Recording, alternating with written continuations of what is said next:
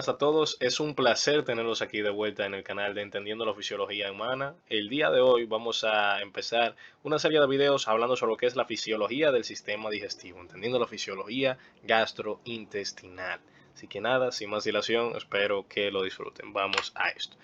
Es bueno dar un pequeño recordatorio de lo mismo que dijimos cuando empezamos la clase de fisiología renal, que es cómo es el proceso de homeostasis, qué es la homeostasis. La homeostasis básicamente va a ser el mantenimiento del equilibrio en el cuerpo para permitir las funciones óptimas de cada proceso que tiene que ocurrir.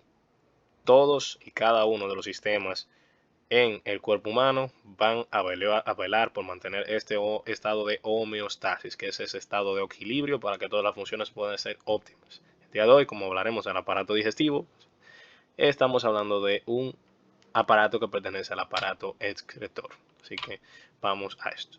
Es importante saber que el sistema digestivo, mediante múltiples funciones que tiene, va a permitir, primero, el acondicionamiento de los alimentos. En segundo lugar, el mantenimiento de un volumen de absorción óptimo de dichos alimentos, por ende, la absorción de los mismos. Y a su vez va a permitir que se pueda excretar todo lo que no es aprovechable de dichos alimentos.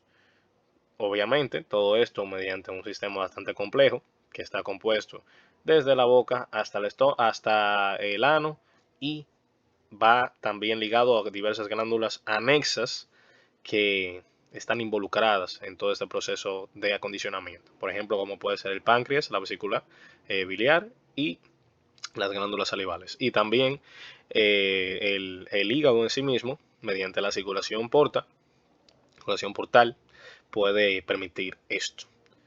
A lo largo también de todo el sistema digestivo vamos a encontrar diversas capas musculares que permiten la motilidad en general y el acondicionamiento de los alimentos desde el movimiento de los mismos, desde cuando lo consumimos hasta el ano, obviamente pasando por cada uno de los procesos debidos, e incluso la destrucción de los mismos o ruptura para hacerlos más manejables por todo el sistema digestivo. Porque hay veces, que es costumbre tenerlo así, que muchas personas no mastican muy bien los alimentos y no les dan características más bien de papilla, para mencionarlo de una manera, luego de consumirlos. Esto lo que hace es que gracias a los movimientos que existen, que son de dos tipos, pueden ser unos movimientos que son longitudinales, que es pues, movimientos peristálticos, que permitirán el desplazamiento del bolo alimenticio hacia las diversas partes del estómago. Luego ya en el estómago, de diversas partes del esófago, el tubo digestivo hasta viene siendo parte del estómago. Luego aquí ya no se llama bolo, sino se llama quimo. Luego que quiere una contextura más bien como líquida. Y estos movimientos peristálticos son persistentes hasta llegar hasta las porciones finales, que viene siendo en el ano, cuando eso es excretado. Es importante saber que el otro movimiento es un movimiento el cual permite mezclar la comida y triturarla, por así decirlo. Son similares a los peristálticos, pero lo permiten, se guía mucho más de un choque entre el peristáltico y, por ejemplo, un esfínter, o entre el peristáltico y una contracción muscular distal, con la cual el bolo alimenticio choca y por ende se mezcla, se rompe y permite un acondicionamiento más óptimo de los mismos. Aquí podemos ver, como se menciona también lo que ya le dije, esos movimientos. Y algo muy importante es que también el sistema gastrointestinal va a tener funciones inmunológicas. Tenemos múltiples zonas muy ligadas a el sistema inmunológico. Como puede ser en el intestino, tenemos las placas de Peyer.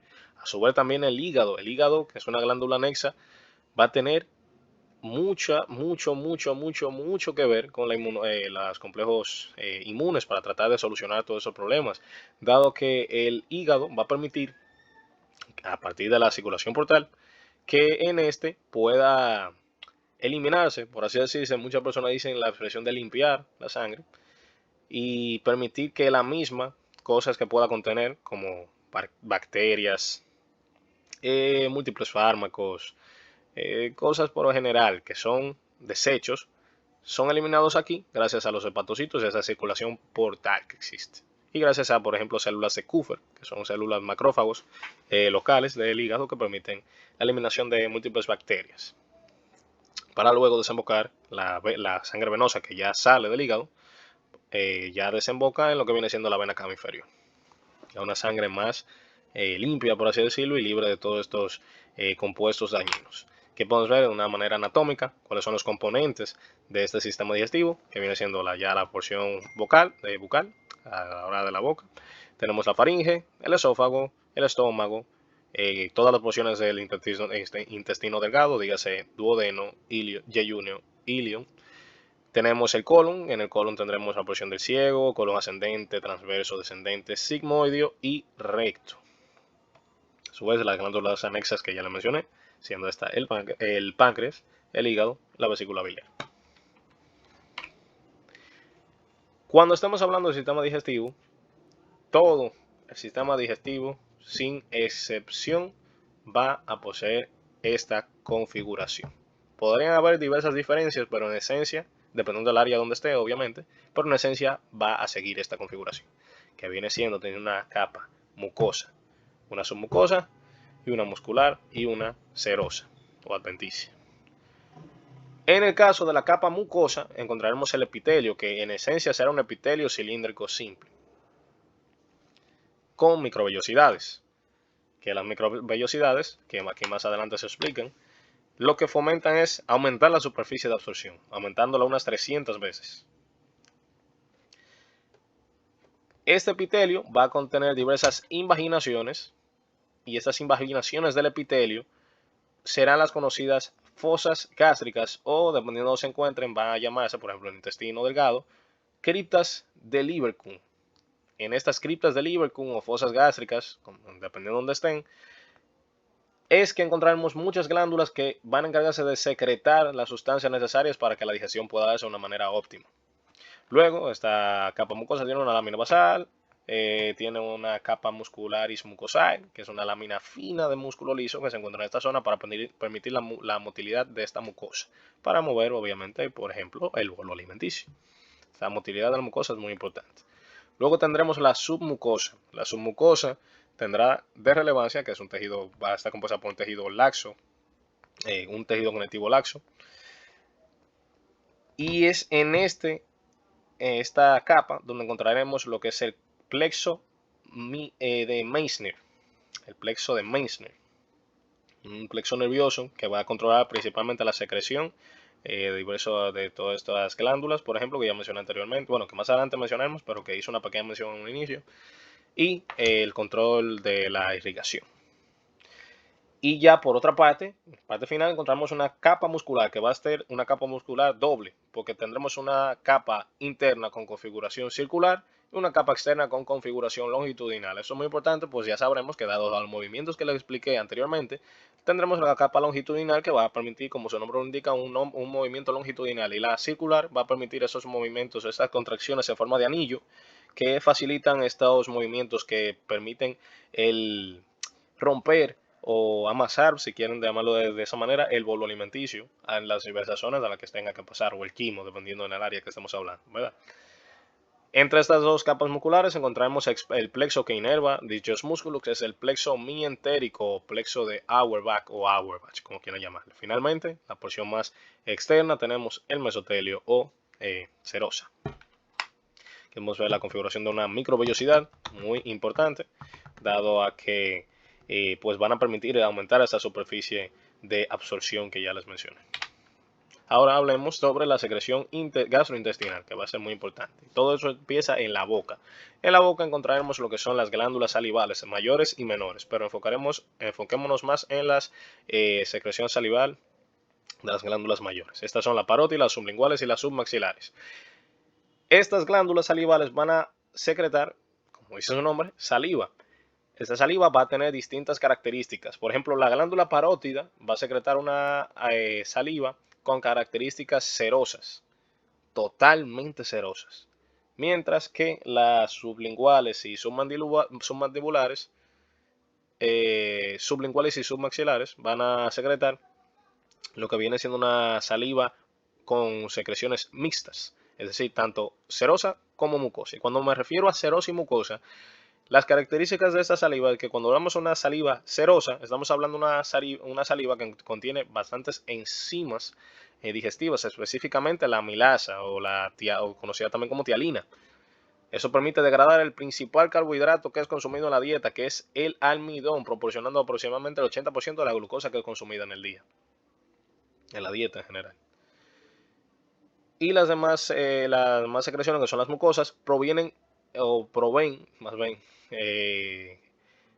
funciones de protección y lubricación, básicamente, protegiendo así los tejidos donde se esté esta secreción y también permitiendo pues el acondicionamiento de estos alimentos. Es muy importante esto. Cabe destacar que la saliva es muy importante, dado a que si no existiera la saliva tiene una protección, nos brinda una protección inmunológica. Si no existiera, pues lo que pasa con esto es que la cavidad bucal se infectaría, necrosaría y al final tendríamos serios problemas. Por ende, es muy importante. Y cabe destacar, por ejemplo, durante el sueño, la producción de saliva disminuye. No obstante, no quiere decir que cesa, porque si cesara tendríamos los mismos problemas que ya les dije, dado que en la región de la boca tenemos múltiples bacterias que pueden ser potencialmente patógenas, pero es gracias a esta capa de saliva que tiene una constante secreción, ¿verdad?, que esto no ocurre. Pues entonces es muy importante la secreción de la saliva, y esta saliva tiene, sin importar la región de la boca que estamos hablando, tiene características hipotónicas y alcalinas. Pues se da gracias a la unidad funcional que viene siendo estos acinos salivares, y esto que pasa por a través de los conductos salivares, y permiten que la saliva se vaya acondicionando y teniendo esas características que ya lo mencioné, unas características hipotónicas y alcalinas. Todo esto se debe a que se tiene una absorción en estos conductos salivales, una absorción activa de sodio y de iones cloruro, y se secreta activamente potasio y bicarbonato. Todo esto sigue principios similares a lo que ya les expliqué en los videos pasados de fisiología renal, pero recordándolo, la bomba sodio-potasio crea un potencial de acción favorable para que se pueda tener una carga eléctrica en la cual pueda haber una difusión facilitada del sodio a favor de su gradiente de concentración. Obviamente por eso es que se tiene más sodio en el espacio extracelular que en el intercelular. Se va a tener más espacio de potasio, permitiendo entonces así que se pueda concentrarse más en la saliva, a su vez que el bicarbonato puede llegar a la misma por este transporte facilitado, activo secundario, dado por el sodio. Esa característica que va a tener la saliva llena de bicarbonato y potasio, pues constituyen un factor muy relevante, dado que hay una zona específica en el sistema gastrointestinal que requiere de que las cosas que pasen por él, para que no puedan ser dañadas, deben tener características alcalinas. Y esta zona es la zona del estómago. En el estómago, si se recuerdan, en el video de equilibrio ácido-base se mencionó que se secreta ácido clorhídrico gástrico que llega a un pH de incluso 0,8. No obstante, el pH del estómago es de entre 2, 3, incluso 4, dependiendo. Entonces, ¿por qué no es del pH que se mencionó en ese video, que es 0,8, que es el pH de ese jugo gástrico? Pues eso se debe a que en todo el revestimiento, a lo largo de todo el tubo digestivo, vamos a encontrar una secreción activa de moco con características alcalinas, tal como la saliva, por ejemplo. Estos acinos liberan lo que es la tialina, que es esta enzima que va a permitirnos degradar el almidón, ¿verdad? Perfecto. Tenemos ese moco y tenemos ese líquido extracelular. Ese moco, gracias a también este acondicionamiento secretándole bicarbonato, permite que tenga esas características alcalinas y que cuando pueda llegar al estómago, pues está entrando un bolo alimenticio con características alcalinas. Veremos que a lo largo de todo el video se mencionará y los próximos videos, pero es algo que hay que tener muy en cuenta, que siempre se va a tener una secreción de moco alcalino para tratar de neutralizar esos ácidos creados en el estómago. De hecho, en el estómago encontraremos una capa de hasta 1 milímetro de grosor de moco, indicando lo importante que es este para proteger los tejidos gastrointestinales. Un dato importante es que en el día se generan aproximadamente entre 1000 a 1500 mililitros de saliva. Eso quiere decir que se genera un litro o litro y medio de saliva. Y esto puede variar dependiendo incluso hasta de los alimentos que consumamos. Pues sí, la saliva se puede producir por diversos estímulos, principalmente los parasimpáticos. Creo que sí, perfectamente. La siguiente diapositiva lo decía. Los estímulos parasimpáticos son los que van a estimular más la secreción salival. Y el simpático lo hace, pero en menor medida. ¿A qué se debe que el simpático lo haga pero en menor medida? El sistema simpático va a generar una vasoconstricción de las diversas arteriolas, nivel arterial, ¿verdad? Lo que hará esto es disminuir el flujo sanguíneo. Las glándulas salivales necesitan flujo sanguíneo para fomentar su secreción salival. De hecho, las mismas glándulas salivales permiten que se llegue a formar bradicinina, y la bradicinina es un vasodilatador bastante potente que permite el aumento del flujo dentro de las mismas. Por esto es importante el flujo sanguíneo. El simpático solamente aumentaría la secreción salival si no existe una estimulación vasodilatadora en el momento. ¿Qué quiero dejar dicho con eso? Que el simpático va a generar una activación, pero mínima, muy mínima, de lo que viene siendo esta secreción salival, no siendo muy relevante, no generando muchas diferencias. Pero esto solamente sería si no hay una activación parasimpática. En el caso de que haya una estimulación parasimpática en el momento, si llegase a haber un estímulo simpático, va a ser plenamente para reducir este efecto parasimpático. Por ende, disminuiría y se haría algo más restrictivo. A lo largo de todo el video también veremos que sí, en esencia el simpático por sí solo puede ser un estímulo que favorece las funciones que en el momento estemos hablando, en este caso la secreción salival. No obstante, si está presente la activación parasimpática, que realmente es la activación potente y que fomenta todos estos procesos, el simpático va a presentar una función restrictiva, más que nada. Aquí ya se pone en resumen las diversas funciones de la saliva, como que lo que viene siendo la facilitación de la deglución, que ya se mencionó, la humectación de la boca, va a servir como solvente para diversas moléculas que estimulan las papilas gustativas, van a ayudar al habla y van a mantener la boca y los dientes limpios. En la parte esofágica vamos a encontrar múltiples células mucosas superficiales, también conocidas como células caliciformes, que van a tener una secreción activa de moco. Este moco va a tener las mismas características que ya le mencioné, un moco alcalino. Ahora pasemos a hablar del estómago, y para hablar del estómago tenemos que dividirlo en sus divisiones anatómicas. Viene siendo que el estómago posee un fondo, un cuerpo y un antro. Y muchas literaturas también lo dividen en dos partes. Esta es la parte del antro y tenemos una región pilórica y una región del antro. Pero en esencia lo importante es que sepamos estas tres divisiones que ya les mencioné. En todo los tejidos gástricos, pues veremos que encontraremos diversas glándulas que van a ser las encargadas de que este órgano tan importante que es el estómago pueda tener las características y los medios necesarios para permitir el acondicionamiento del bolo alimenticio para transformarlo en el quimo alimenticio. Y así vamos a continuar para que vean todo lo que estoy diciendo. Estas vienen siendo las fosas gástricas que les mencioné anteriormente. Estas fosas gástricas van a encontrar múltiples tipos de células. Estas células van a encargarse de la producción de sustancias esenciales para las funciones gástricas. Por ejemplo, encontraremos las células mucosas superficiales, esas células que ya lo mencioné en un inicio que van a producir moco. Esa capa de moco, que ya les dije el grosor que va a tener, que va a ser de 1 milímetro aproximadamente, protegiendo precisamente este epitelio. Encontraremos las células mucosas del cuello, que es la misma función que indica su nombre, producción de moco, y aquí empezamos con las funciones distintas. Luego encontraremos las células parietales. Estas células parietales son las células encargadas de la producción del ácido clorhídrico gástrico, el factor intrínseco también. El factor intrínseco es el factor que va a permitir la absorción de vitamina B12, muy importante para la obtención de esta vitamina.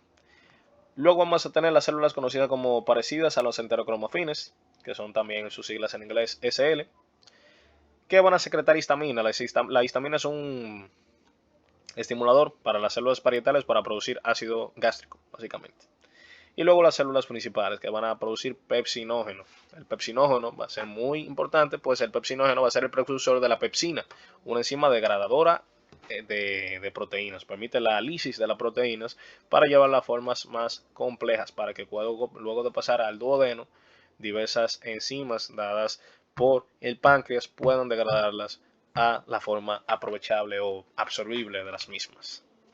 Aquí se menciona cómo va a haber diversas etapas por las cuales la regulación de la secreción gástrica va a estar medida.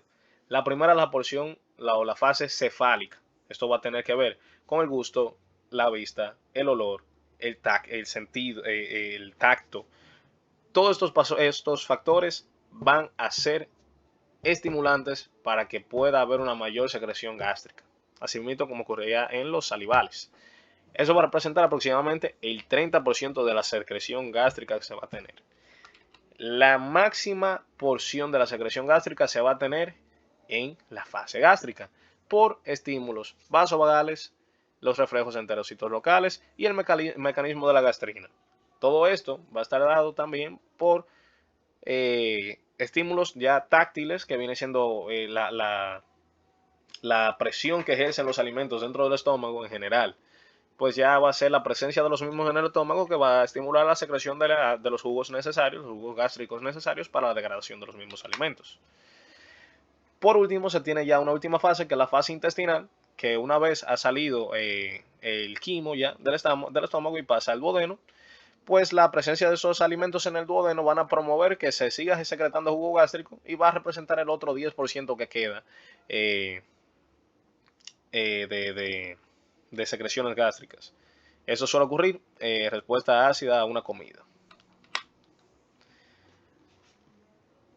A su vez, lo que le iba mencionando de las diversas células y las cosas que van a ir secretando, tendremos las células parietales que van a secretar ácido clorhídrico y el factor intrínseco.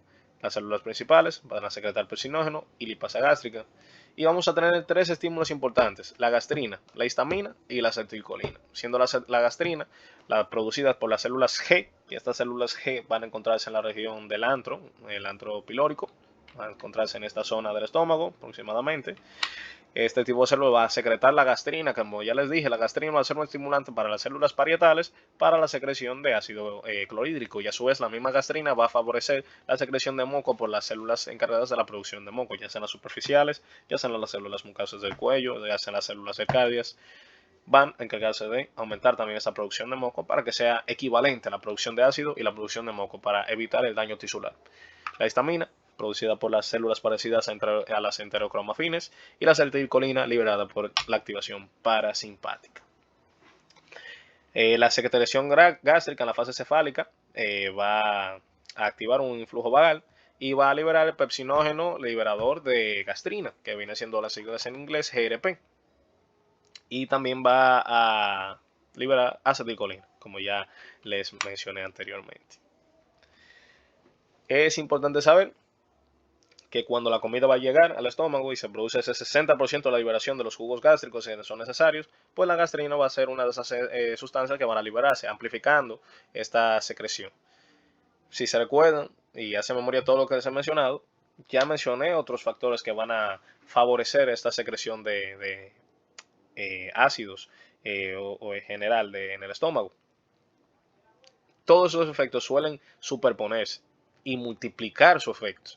Por ende, una estimulación aislada de cada uno de ellos va a ser mucho menor que cuando estos se superponen y van a amplificarse unos a otros, desencadenando entonces una secreción viciosa de estos fluidos. Por eso se dice que estas vías son sinérgicas. Tanto la gastrina como la histamina y la acetilcolina son sinérgicas, es decir, que se pueden superponer y aumentar potencialmente la producción de toda esta secreción ácida en el estómago. Por eso es muy importante todo esto.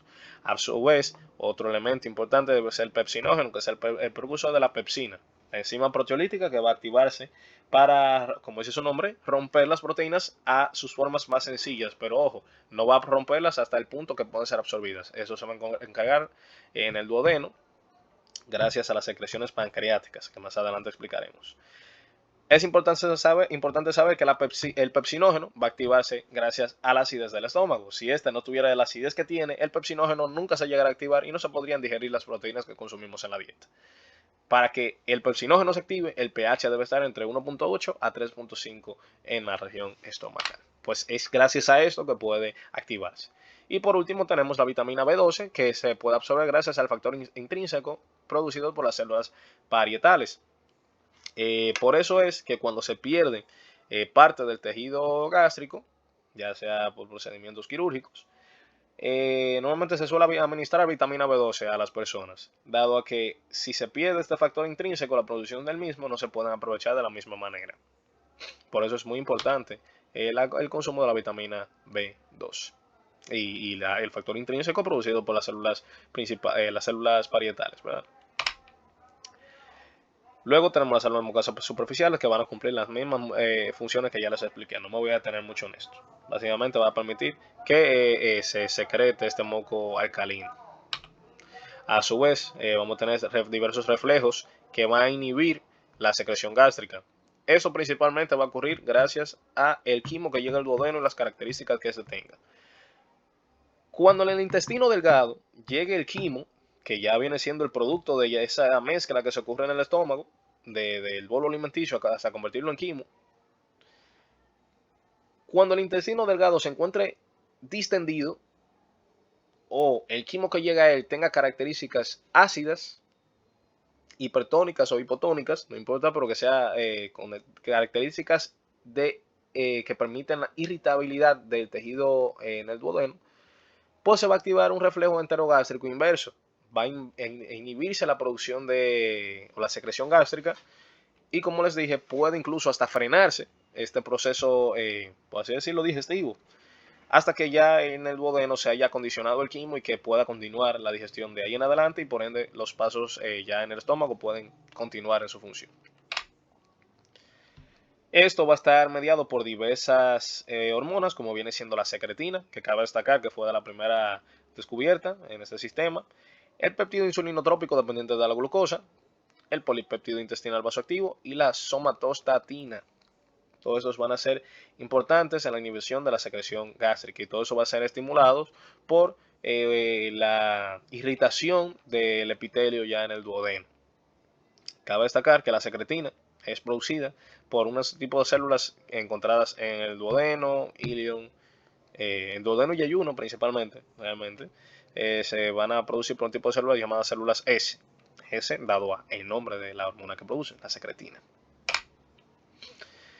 A su vez, esta secretina va a ser dominante en la estimulación del páncreas y de la vesícula biliar. Más adelante lo veremos. Ahora vamos a hablar de la secreción pancreática. Es importante saber que la secreción pancreática va a estar dada por estímulos de la secretina y la colecistocinina, que es CCK. La secreción pancreática va a venir dada por el conducto pancreático principal, que es este que vemos aquí, que se anastomosa se une con el colédoco, que es este conducto que viene por aquí, que pasa posterior al páncreas. A su vez también el páncreas, aunque esto es inconstante, puede tener un conducto accesorio con ese mismo nombre, conducto pancreático accesorio, que está aquí arriba. Pero esto es inconstante, no suele estar así. No suele siempre existir en la anatomía de las personas. Esto es un conducto inconstante. Este conducto pancreático principal, al unirse con el colédoco, desembocan ya en la ampolla de Vater, que encontramos aquí, que creo que una diapositiva más atrás lo señalaba. Vamos a ver si la encuentro por aquí. No la menciono aquí, pero en esencia lo que también es importante en esta zona es que encontraremos el esfínter de Oddi, que va a estar ahí en la ampolla de Vater también. Va a permitir el paso o el cierre de este conducto para la salida de esos fluidos. Es importante saber que esta secreción pancreática va a aumentar por los mismos estímulos que se inhibía esas secreciones gástricas. Es decir, que a mayor inhibición de las secreciones gástricas por los estímulos mencionados anteriormente, en esencia la irritabilidad del epitelio en la parte del duodeno, van a fomentar a que el páncreas secrete más del jugo pancreático. Y tiene sentido, pues el jugo pancreático va a permitir el acondicionamiento de este quimo que puede llegar hipertónico con características ácidas o hipotónico. Pero en esencia, esas características ácidas van a ser inhibidas por el jugo pancreático, que el jugo pancreático a su vez va a contener diversas enzimas para la degradación de múltiples componentes que va a tener este quimo.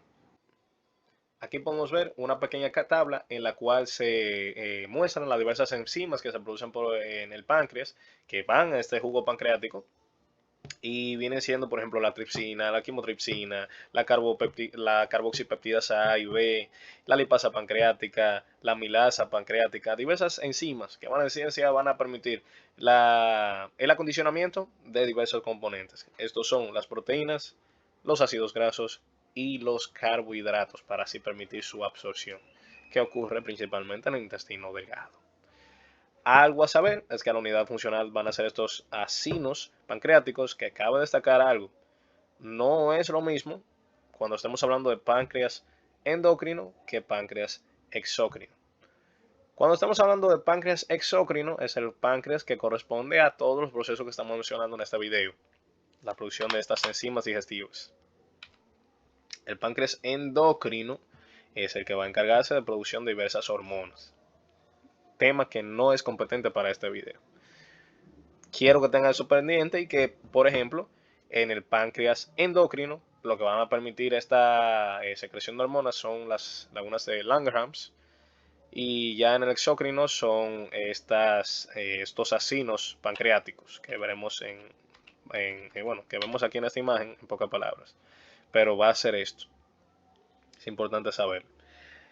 Algo a saber también es que estas células acinares pancreáticas van a ser las encargadas de la producción y liberación de esas enzimas digestivas.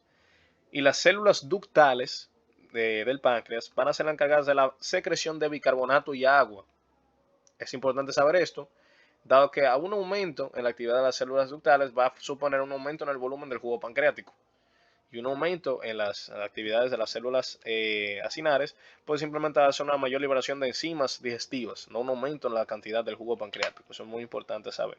Por ende, se podría esperar que estas células ductales tengan una función mayor a la hora de que llegue un quimo ácido al duodeno. Pues si secreta bicarbonato, va a encargar de amortiguar este bicarbonato. Vamos a una imagen donde se ve anatómicamente de todo, pero más adelante vamos a seguir analizando todo esto. Es importante saber que el páncreas va a contener un contenido altamente alcalino, teniendo muchas veces más la cantidad de carbonato que se tiene en el plasma, siendo 113 mil equivalentes por litro, a comparación con lo que se tiene en el plasma, que son 24 mil equivalentes por litro. Es importante saber que la cantidad de jugo pancreático secretados por día son 1500 mililitros, litro y medio de jugo pancreático. Y va a contener, como ya dije, esas enzimas digestivas. Las más importantes, proteolíticas, va a ser la tripsina. La quimotripsina y la carboxipolipeptidasa van a ser importantes también, pero la tripsina viene siendo el estímulo principal, pues la tripsina es la que permitirá la activación de la quimotripsina y la carboxipolipeptidasa. Cabe destacar que cada una de estas, como ya le mencioné, van a estar inactivas. Pues al estar inactivas, facilitan que no se digiera el mismo páncreas. La tripsina se activa por la enteroquinasa, que viene siendo la que se menciona aquí en la diapositiva, y ya luego esta puede activar las demás. La tripsina ya activada, pues activa las demás enzimas, ya sea el quimotripsinógeno, transformarlo en crimotripsina, y la procarboxipolipeptidasa, transformarla en carboxipolipeptidasa, en pocas palabras. Esto con el fin de no desarrollar pancreatitis aguda, que generaría daño pancreático y por ende los demás daños que ya se mencionaron. Algo más a saber es que la regulación de la secreción del jugo pancreático va a ser principalmente bajo control hormonal, dado gracias a la secretina, la coletocinina y acetilcolina. La secretina va a actuar principalmente en los ductos y causa la secreción copiosa de jugo muy alcalino, pero pobre de enzimas, como se mencionó anteriormente. O sea, aumentar el volumen de líquido, pero va a estar pobre en enzimas. Y también la secretina va a tener una función dominante en la secreción de bilis por parte de la vesícula biliar. La colestecinina y la acetilcolina van más bien a activar o a estimular las células acinares, las que le dije que van a aumentar la producción de enzimas, la secreción de enzimas, pero van a tener poco volumen. Algo también importante va a ser dentro de las diversas enzimas, ¿verdad? Va a tener la milasa pancreática, encargada de degradar los carbohidratos consumidos en la dieta en la región del páncreas. ¿Por qué esta milasa pancreática es muy importante? Más incluso que la salival. Va a ser más importante dado que en esta porción los alimentos sí pueden durar el tiempo necesario para ser degradados. Normalmente en la boca no suelen durar muchos más que 5 o 10 segundos. No suele durar más de ahí. Por ende no tiene mucha exposición a la milasa ya encontrada en la región bucal. Pero en esta parte sí puede tener un mayor tiempo de exposición. Por ende, es importante para permitir la degradación de almidones, el glucógeno, la mayoría de otros de carbono, pero con excepción de la celulosa, pues no vamos a tener los medios para la degradación de la misma, o por lo menos no suficiente como para aprovecharla, a diferencia de otros seres vivos. Otras enzimas muy importantes viene siendo la lipasa pancreática, que van a permitir la hidrólisis de grasas neutras a ácidos grasos y monoglicéridos. No obstante, realmente la función principal para la digestión de ácidos grasos, grasas en general, va a ser dado por la bilis secretado por la vesícula biliar, que más adelante lo explicaremos. Pero el páncreas es más función importante, pues va a permitir la secreción de la colesterol esterasa y la fosfolipasa, también importantes en diversas digestión de grasas. Ahora hablando de la secreción biliar, la vesícula biliar viene siendo un órgano muy importante en el sistema gastrointestinal, dado que la vesícula biliar va a contener un fluido conocido como bilis. La bilis tiene múltiples componentes, pero entre ellos los principales son las sales biliares. Las sales biliares van a permitir que se pueda digerir y absorber correctamente las grasas. Aquí dice ácidos biliares, pero en esencia los ácidos biliares van a dar origen a las sales biliares. O sea que van a permitir esto. Y van a ser la única vía de eliminación del colesterol. O sea que son muy importantes. La bilis en general. En el día a día se producen 500 mililitros de bilis. Esta solución va a ser una solución electrolítica alcalina, igual con las mismas características de todos los fluidos que hemos mencionado hasta el momento, y va a tener un color característico amarillento verdoso. Esto está dado gracias a la bilirrubina. La bilirrubina es la biliverdina, que la bilirrubina viene siendo un metabolito de desecho que también mencionamos en la clase de renal, que va a venir dado a ya el metabolismo de los eritrocitos. Ya cuando los eritrocitos cumplen su ciclo de vida promedio de 120 días y se rompen, pues dan diversas sustancias, bueno, en esencia al final acaba siendo bilirrubina. Esto es lo que le da este color tan característico a la bilis. Y de hecho, esto es muy importante porque existe una recirculación, una circulación o ciclo enterohepático, que básicamente lo que quiere dejar dicho es que esos ácidos biliares se pueden utilizar hasta 17 veces antes de ser desechados. Pues aproximadamente el 95% de los ácidos biliares son reabsorbidos en el intestino delgado. La gran mayoría en la porción inicial del intestino delgado, en el duodeno, y ya una gran parte en el ilium, la porción distal, pero ya una parte mínima. Cabe sacar esta porción que es reabsorbida en las partes iniciales del intestino delgado, se reabsorbe por difusión, en la porción del ilium se reabsorben por transporte activo. ¿Cuál es la función principal que va a tener esta bilis? Y por ende estas sales biliares, ácidos biliares que van a contener la emulsificación de las grasas, que en pocas palabras, la emulsificación de las grasas lo que quiere decir es que van a reducir la tensión superficial de estas grasas para permitir las rupturas de las mismas, para llevarlas a una composición mucho más pequeña, más simple y que puede ser absorbida gracias a la otra función que realmente es la más dominante de la bilis, que es la formación de micelas, que son microcomponentes de grasas,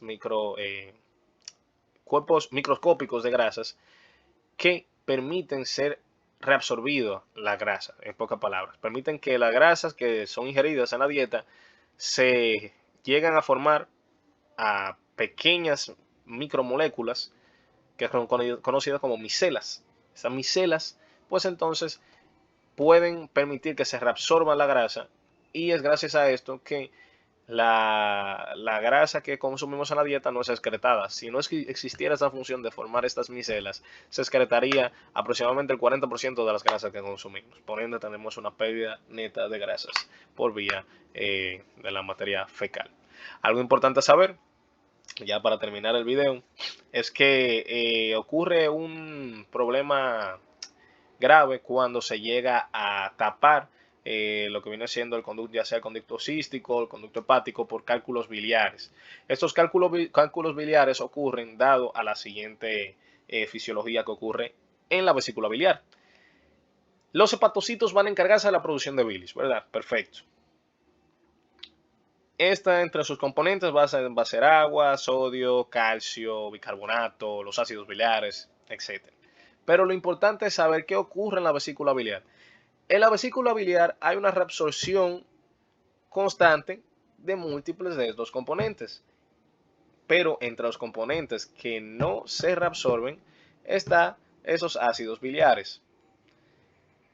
Cuando se reabsorbe demasiado y no se llega a vaciar la vesícula biliar, que cabe sacar que el contenido que normalmente suele tener de bilis suele ser de 60 a 70 mililitros, pero la capacidad máxima es de 450 mililitros de bilis que puede contener, pero nunca, fisiológicamente hablando, veremos que puede contener tanta bilis debido a esa reabsorción que ocurre constantemente y que debería ser vaciada.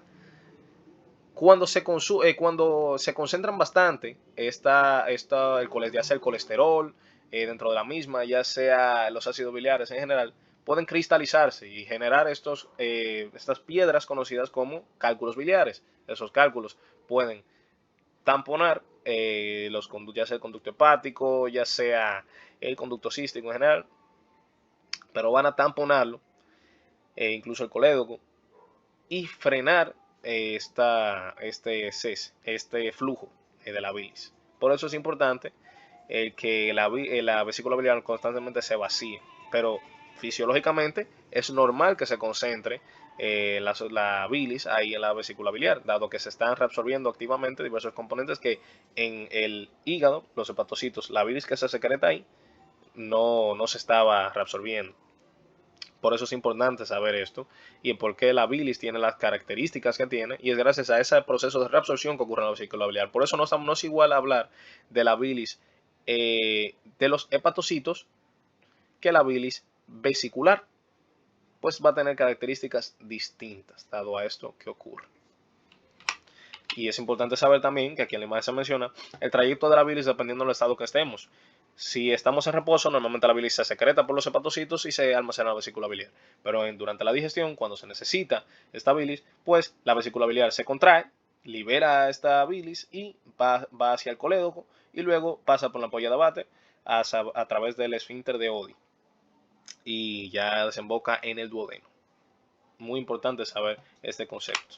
Así que nada, sin más dilación, ya acabamos la primera clase de fisiología gastrointestinal y en la próxima nos vemos con la regulación gastrointestinal de todo este proceso digestivo. Espero que lo hayan disfrutado y nos vemos en la próxima.